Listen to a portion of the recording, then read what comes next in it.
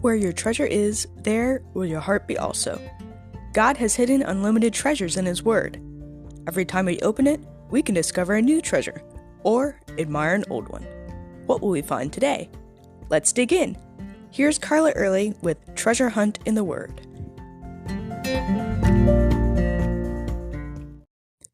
In John 6, Jesus was alone teaching His disciples, or at least He was trying to get alone with them, but a large crowd followed them.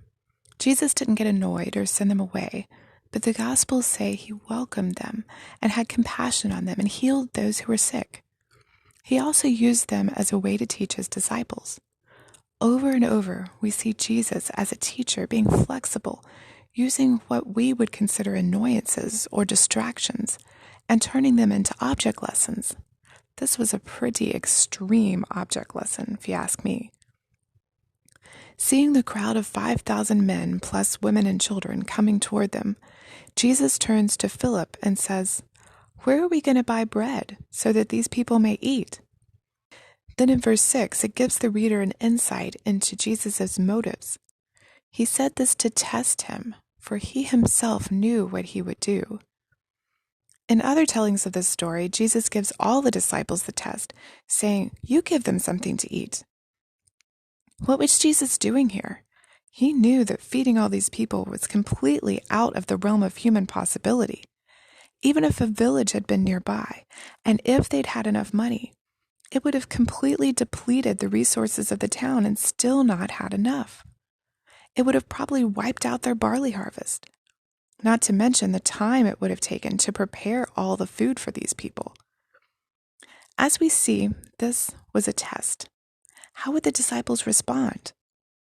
Philip thought it over and answered, 200 denarii would not be enough to buy bread for each of them to get a little. Not that they had 200 denarii between them. That would have been about 8 months' wages for a common laborer. It was an impossible sum. And still, it wouldn't be nearly enough. So Philip was admitting, "This looks pretty impossible to me, teacher." Andrew brought a boy with a lunch of 5 barley loaves and 2 fish. Think 5 small tortillas and 2 sardines. But even if it was 5 loaves of our bread and 2 full-size tuna, that wouldn't have been nearly enough, would it? Andrew admitted, "What are they for so many?" I can imagine at this point, Jesus smiled His special, "watch what I'm going to do" smile, and started giving them instructions. And we know what happened.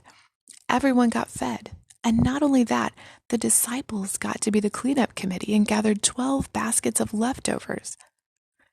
God tests us by putting impossible situations before us. How will we respond? There's not enough money in the bank account.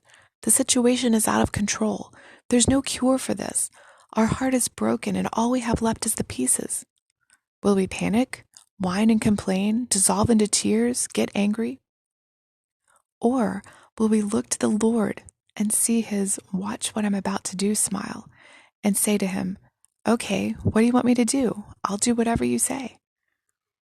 Maybe today you have an impossible situation. I know I do. But that's God's specialty.